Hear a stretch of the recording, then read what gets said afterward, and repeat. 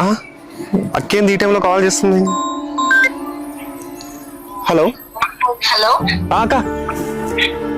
రే తమ్ముడు, నేను వేరే అబ్బాయితో లేచిపోతున్నారా? అదేంది అక్క?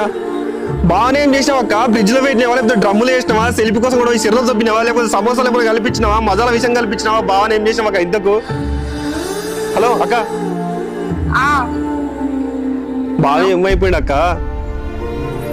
ఏంటి? బాగా ఏం మీ బావకి ఏం జరగలేదు. ఇవన్నీ జరగకూడదంటే మీ బావతో నాకు విడాకులు ఇప్పించేయరా? సరే బాతో మాట్లాడి విడాకులు ఇప్పిస్తా. అంతవరకు బాగా ఏం చేయకే. సరే ఓకే.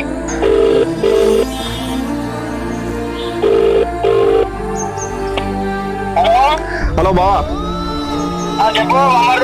డ్రమ్ములు ఉంటావా, లేకపోతే కుక్కర్ రైస్ ఉడకబెట్టాలా, లేకపోతే నేను ఫ్రిడ్జ్ లో పెట్టాలా, శిల్పి కోసం కూడా సిర్ర తోపాలా, లేకపోతే థమ్స్అప్ లో విషయం కలిపియాలా?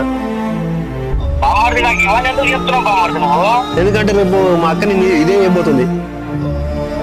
అయ్యా కొత్త బాగుమడది ఇట్లయితే నాకు విడాకులు కావాలి, నేను తీసుకుంటా బాగుమడది. నేను ఏడికి రమ్మంటే అక్కడికి వస్తా, ఏడో సంతకాలు పెట్టమంటే అక్కడ పెడతా బాగుమడది.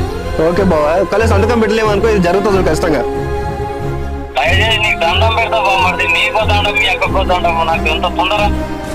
అమ్మయ్యా, మా బావనే తొప్పించిన. మా బావ మా అక్కని చంపడు, మా అక్క మా బావని చంపదు. ఓకే చూడండి ఫ్రెండ్స్, మీరు కూడా దయచేసి కలిసి బ్రతికే ఉద్దేశం లేనప్పుడు విడాకులు తీసుకుని ఎవరి దగ్గర బ్రతికేయండి. అంతేగాని ప్రియుడి కోసం ప్రియురాలు చంపుకోవడం, ప్రియురాల కోసం ప్రియుడు చంపుకోవడం, లేకపోతే ఎవరి కోసం అని పిల్లలను చంపుకోవడం, దేనికోసం చెప్పు? దయచేసి ఎవరు చంపుకోవద్దు. కలిసి బ్రతికే ఉద్దేశం లేనప్పుడు విడాకులు తీసుకుని ఎవరంతకల్లా హ్యాపీగా బ్రతకండి.